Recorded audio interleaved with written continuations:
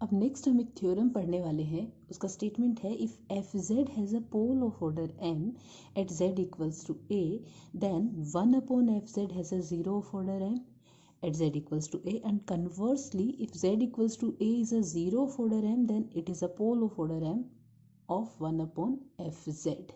तो हमें प्रूफ ये करना है कि जो fz का पोल होता है वो 1/fz का ज़ीरो होता है, ऑर्डर भी मेंटेन रहता है, और जो fz का ज़ीरो होता है वो 1/fz का पोल होता है, वही सेम ऑर्डर का।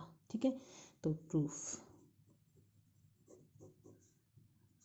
Late z equals to a is a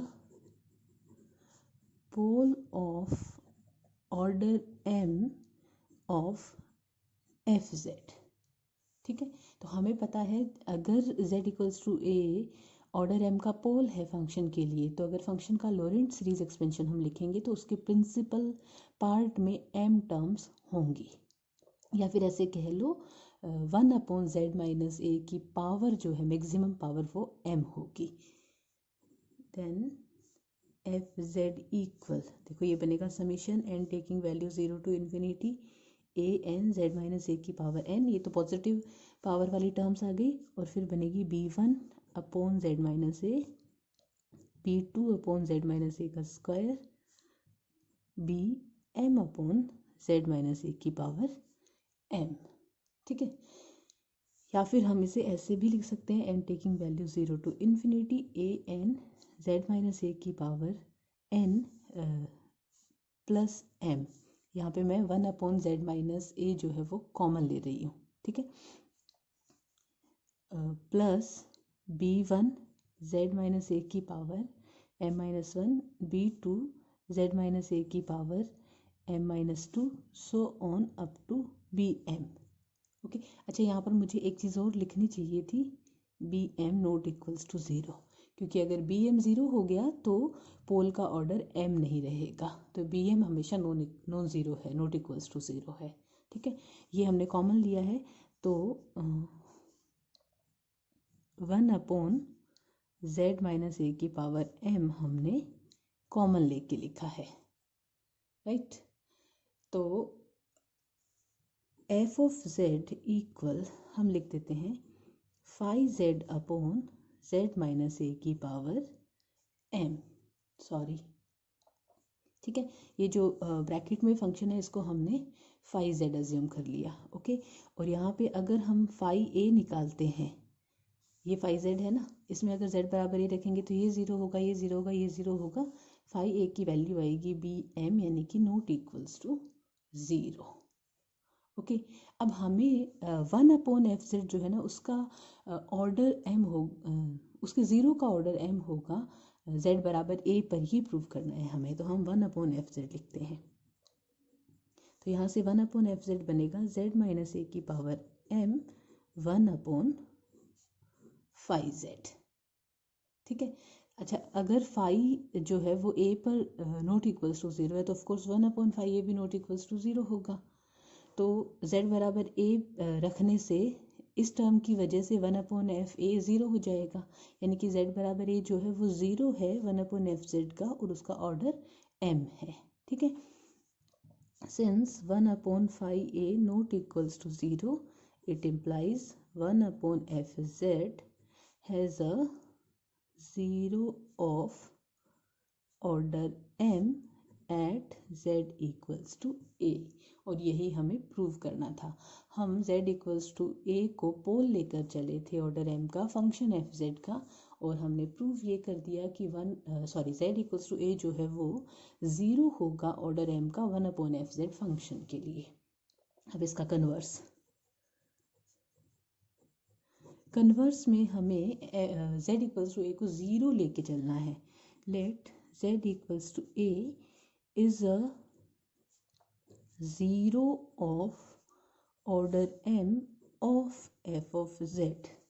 ठीक है, इसका मतलब ये हुआ कि f of z जो है hence f of z equal इस तरह से होगा z माइनस ए की पावर m, और यहाँ पे 5z लिख देती हूँ सपोज, और ये 5a not equals to zero होगा, क्योंकि अगर 5 पॉइंट a पर ज़ीरो हो गया तो ये इसका जो ऑर्डर है m से ज़्यादा हो जाएगा, लेकिन हम तो m ऑर्डर का 0 लेके चल रहे हैं। ठीक है, तो अगेन हम वही चीज़ करने वाले हैं। 1/fz हमें निकालना है, तो 1/fz क्या होगा, 1/z माइनस a की पावर m 1/5z। ठीक है, अब देखो z इक्वल्स टू a पर phi A not equals to 0 है, तो 1/5a भी नॉट इक्वल्स टू 0 ही होगा। ठीक है, तो ऐसा करते हैं हम z माइनस a की पावर m 1/fz निकालते हैं, तो ये आएगा 1/5z। ओके, इसमें लिमिट लगाते हैं z tends to a, limit z tends to a z minus a की पावर m 1/5z। ठीक है, तो ये जो phi A not equals to 0 था, इसको सपोज मैं कुछ अज्यूम कर लेती हूँ। फाई ए इक्वल सपोज b है, कांस्टेंट, नॉट इक्वल्स टू 0 है ना, तो z टेंड्स टू a जब लिमिट लगाएंगे तो ये हो जाएगा 1/b non zero and finite. Okay, तो ये कंडीशन हमें क्या बताती है, ये कंडीशन हमें बताती है, it implies z equals to a is a pole of order m of 1/fz। 1/fz function के लिए z equals to a order m का पोल बनता है। तो थ्योरम का प्रूफ यहाँ पे कंप्लीट हो गया। अब जो नेक्स्ट थ्योरम हम पढ़ने वाले हैं वो है an analytic function cannot be bounded in neighbourhood of a pole और एन आइसोलेटेड एसेंशियल सिंगुलैरिटी। देखो पहली चीज़, पहला क्वेश्चन तो आपको ऐसे लग रहा होगा कि यहाँ पे एनालिटिक लिखा है, यहाँ पे सिंगुलैरिटी लिखा है, तो कंट्राडिक्टरी बातें हैं। तो इसका मतलब ये है कि ये आइसोलेटेड सिंगुलैरिटी है ना, पोल भी आइसोलेटेड होती है, तो जिस पॉइंट पर वो सिंगुलैरिटी है उसको छोड़कर बाकी जगह पे एनालिटिक फंक्शन। ठीक है, तो प्रूव क्या करना है हमें, अगर एक फंक्शन की किसी पॉइंट पर सपोज z बराबर a पर सिंगुलैरिटी जो है वो तो या तो पोल है या फिर आइसोलेटेड एसेंशियल है, तो वो फंक्शन उस सिंगुलैरिटी के नेबरहुड में बाउंडेड नहीं हो सकता, ये हमें प्रूव करना है। ठीक है, तो हम कंट्राडिक्शन से इसे प्रूव करेंगे।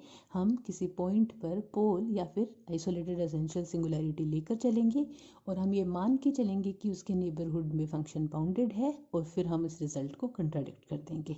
ठीक है, तो पोल या फिर आइसोलेटेड एक ही तरीके से होगा, आइसोलेटेड एसेंशियल। तो let z equals to a is a pole of order m of f of z। मैं पोल से कर रही हूँ, आइसोलेटेड एसेंशियल वाला पार्ट सिमिलरली हो जाएगा। तो अगर हम इसका लॉरेंट सीरीज एक्सपेंशन लिखेंगे तो n taking value 0 to infinity a n z minus a की power n summation n taking values 1 to m b n z minus a की पावर माइनस n। ठीक है, और ये होगा फॉर, हम डिलीटेड नेबरहुड में लिखते हैं ना, 0 z minus A less then, suppose मैंने क्रोनिकर डेल्टा लिया है। ठीक है, हियर बी एन इक्वल होगा 1/2 pi iota integration c F Z upon z minus A की power minus n plus 1 D Z. ठीक है, और c क्या होगा, कोई कंटूर होगा, सपोज रेडियस r का है, r 0 से बड़ा है और क्रोनिकर डेल्टा से छोटा है। ठीक है, तो हमने जो z equals to A point है वो एक पोल ले लिया है और लॉरेंट सीरीज एक्सपेंशन से ये लिख लिया है। ठीक है, अब हम उल्टा रिजल्ट लेते हैं। Let f of z is bounded in neighbourhood of z equals to a। ठीक है, हम इसको बाउंडेड लेके चलते हैं, that is mod of F Z less than equal capital M for all mod z minus A less than Kronecker delta. Neighbourhood में हमने z equals to a के नेबरहुड में हमने फंक्शन को बाउंडेड ले लिया। ठीक है, अब ऐसा करते हैं, ये जो रिजल्ट है ना इसमें दोनों तरफ मोड लेते हैं। Mod of B N equal mod 1/2 pi iota integration c F Z upon z minus A की power minus n plus 1 D Z mod. ये आएगा less than equal 1/2 pi integration C mod of F Z mod Z minus A की power minus N plus one mod D Z. ठीक है, देखो यहाँ पे सी जो है ये हमारा z equals to A point था, तो इसको और इस बाउंड्री को छोड़ करके, सॉरी ये हमने रिंग शेप्ड रीजन लिया था, ये क्रोनिकल डेल्टा रेडियस थी। अब इसके अंदर हमने सी लिया था और सी हमारा है mod z minus A equal R, right. अच्छा, अब मोड ऑफ एफ जेड जो है वो हमने लेस देन इक्वल एम माना है इस पूरे नेबरहुड में, तो सी के लिए भी ये लेस देन इक्वल एम होगा। ठीक है, तो हम मोड ऑफ एफ जेड की जगह एम पुट कर देंगे, less than equal M upon 2 pi mod Z minus A जो है सी के लिए आर बन रहा है, तो ये इसकी जगह आर पुट कर देंगे, minus N plus one integration C mod D Z. ठीक है, और ये हमें पता है 2 पाई आर होगा, तो less than equal mod B N M upon 2 pi R की power minus N plus one 2 pi R, 2 pi से 2 पाई कैंसिल हो गया, तो ये आ रहा है हमारे पास एम आर की पावर एन। ठीक है, तो मोड ऑफ बी एन जो है वो आ गया less than equal M R की पावर एन। ठीक है, अगर हम लिमिट लेते हैं, if limit z tends to a, इसका मतलब हो गया r टेंड्स टू 0। ठीक है, z जब a को अप्रोच करेगा तो r 0 को अप्रोच करेगा, तो उस सिचुएशन में ये हमारा बी एन जो है ये आ रहा है लेस देन इक्वल 0, यानी कि बी एन बराबर 0 आ रहा है as z tends to a। ठीक है, और बी एन 0 का मतलब हो गया जो फंक्शन की लोरेंट सीरीज एक्सपेंशन के प्रिंसिपल पार्ट में जो टर्म्स थी वो सारी की सारी 0 हो गई, यानी कि एफ ऑफ जेड जो है वो बन गया summation N taking value 0 to infinity A N Z minus A की पावर एन। ठीक है, इसका मतलब ये हुआ z equals to a is removable singularity. ठीक है, जो कि कंट्राडिक्शन है, विच इज कंट्राडिक्शन।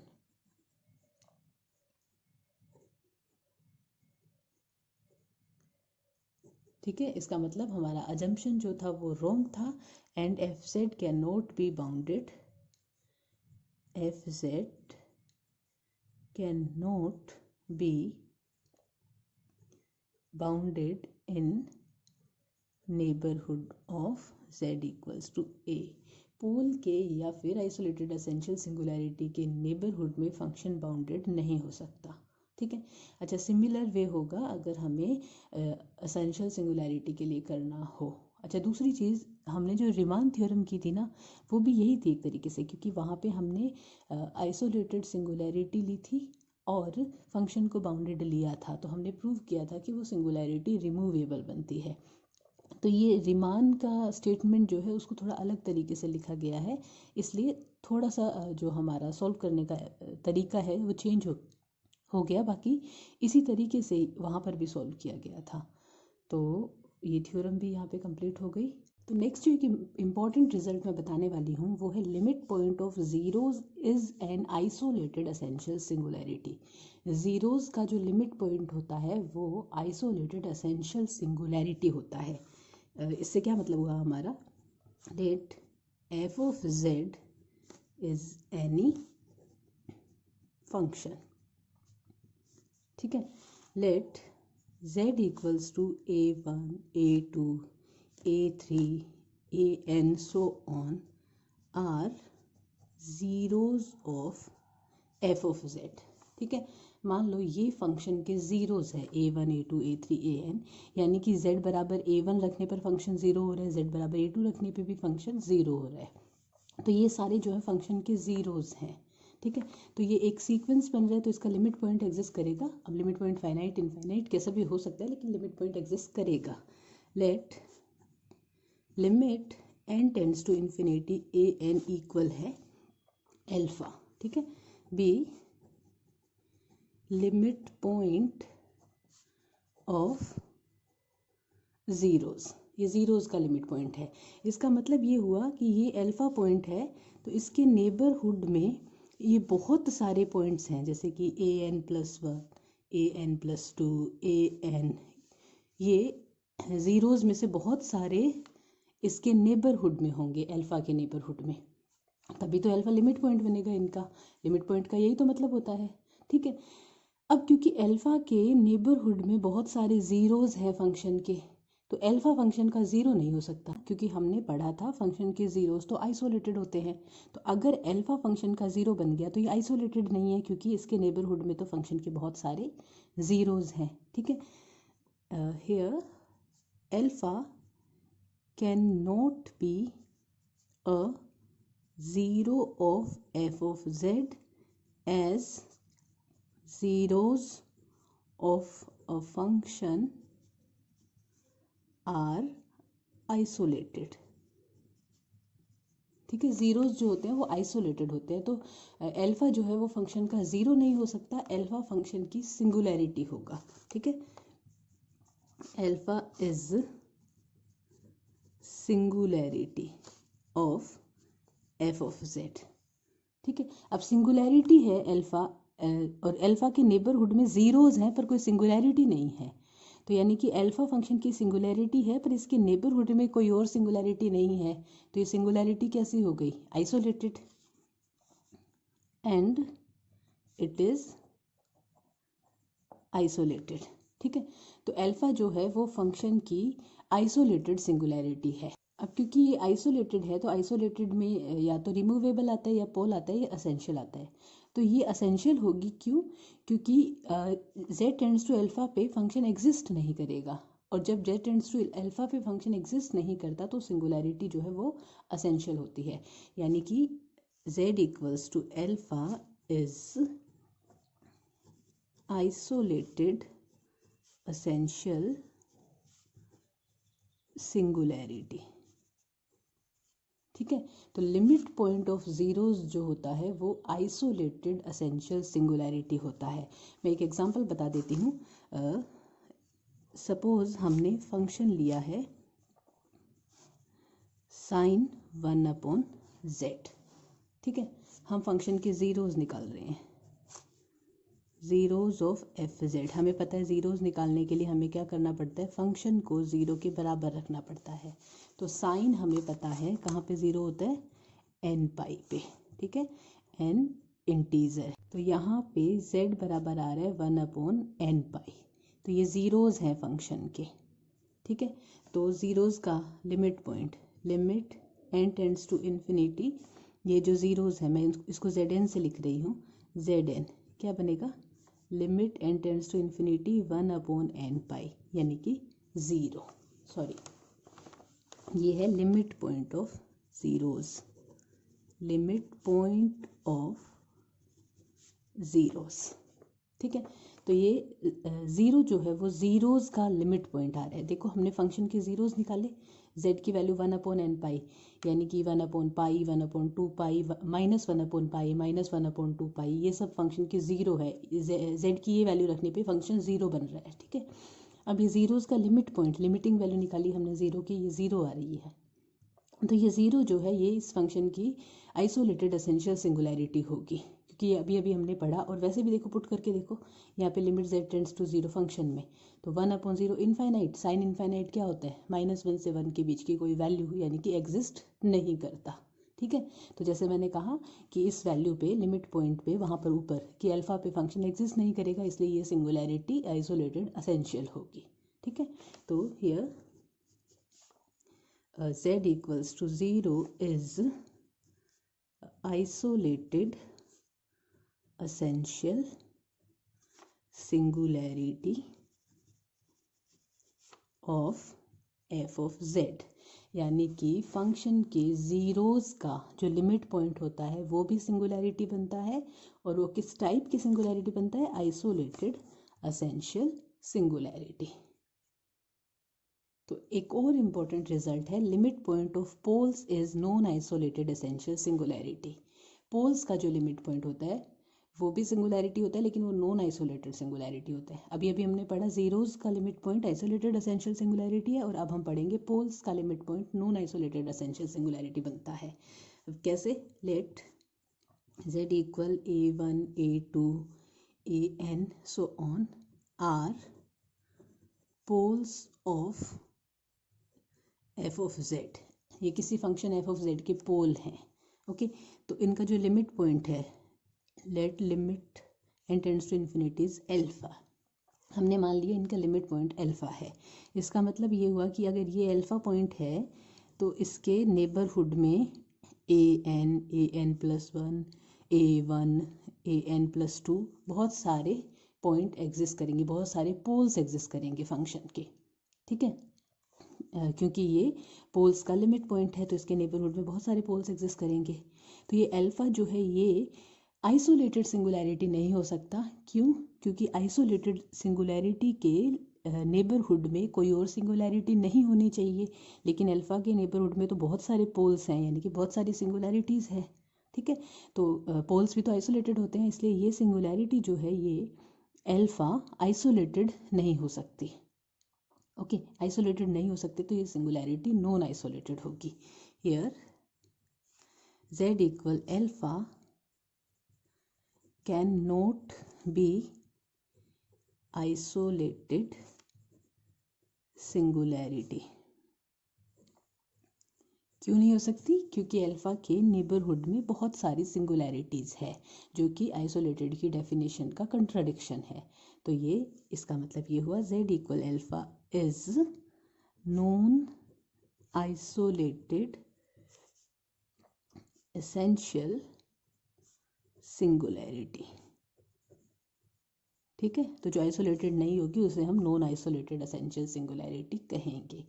तो limit point of zeros is isolated essential singularity and limit point of poles is non isolated essential singularity. ठीक है, अब इसका अगर हम एग्जांपल करें तो फंक्शन जो है एफ ऑफ जेड वो 1/sin 1/z ले लेते हैं। ठीक है, अब हम इसके पोल्स या फिर इसकी सिंगुलैरिटीज़ निकालेंगे तो ये आएंगे sin 1/z बराबर ज़ीरो करके। फंक्शन को ज़ीरो करके तो ज़ीरोज़ आते हैं और फंक्शन के डिनोमिनेटर को ज़ीरो करके सिंगुलैरिटीज़ आती है। तो यहाँ से 1/z equal n pi, n belongs to set of integers, तो z बराबर क्या आ गया 1/n पाई। ये सारी वैल्यूज़ जो है ये पोल्स हैं, क्योंकि अगर हम ये वैल्यूज़ यहाँ पे पुट करते हैं limit z tends to 1/n pi तो ये बनेगा sin n पाई यानी कि 0, 1/0 यानी कि इनफाइनाइट। तो हमने जो पोल पे थ्योरम पढ़ी थी उसमें पढ़ा था ना कि mod F Z tends to infinity होता है पोल पे z टेंड्स टू a, तो z tends to a pole बन जाता है z बराबर a। तो अगर यहाँ पे हम limit z tends to 1/n pi लगाते हैं 1/n पाई तो ये 1/sin n पाई बनेगा, sin n पाई यानी कि 0, तो 1/0 यानी कि इनफाइनाइट। तो ये सारे पोल्स हैं। ओके, अब इन पोल्स का limit point are poles of F of Z. देखो ये तो हमने सिंगुलैरिटी निकालने का तरीका होता है हमारे पास कि फंक्शन के डिनोमिनेटर को 0 के बराबर रख दो, तो ये तो आ रही है सिंगुलैरिटीज़। अब ये सिंगुलैरिटीज़ पोल सही है, हमने कैसे डिसाइड किया? ये हमने यहाँ पे लिमिट लगा करके डिसाइड किया, z टेंड्स टू 1/n पाई, यहाँ पे लिमिट लगाया तो ये वाली कंडीशन, ये हमने रिमान के बाद जो थ्योरम पढ़ी थी उस थ्योरम से ये पोल्स बन गए। अब इनका लिमिट पॉइंट ऑफ पोल्स यानी कि limit n tends to infinity 1/n pi, ये बनेगा 0। तो लिमिट पॉइंट ऑफ पोल्स जो होता है वो होता है नॉन आइसोलेटेड एसेंशियल सिंगुलैरिटी, यानी कि z equals to 0 is non isolated essential singularity of F of Z. ठीक है, वैसे ये सिंगुलैरिटी पहचानने के क्वेश्चंस हम डिटेल में करेंगे, लेकिन यहाँ पे ये जो हमने रिजल्ट पढ़ा है इसके सपोर्ट में ये मैं एग्जांपल बता रही हूँ, इसलिए ये थोड़ा सा थ्योरम का रेफरेंस दे करके मैंने बताया आपको। ठीक है, तो ये दो रिजल्ट इंपॉर्टेंट रिजल्ट्स हैं ये, limit point of zeros isolated essential singularity, limit point of poles non isolated essential singularity. यहाँ तक कोई डाउट हो तो आप मुझसे पूछ सकते हैं। अब अगले वीडियो में हम पोल्स पे रिमूवेबल सिंगुलैरिटी के, असेंशियल सिंगुलैरिटी के इनके क्वेश्चंस करेंगे। Thank you.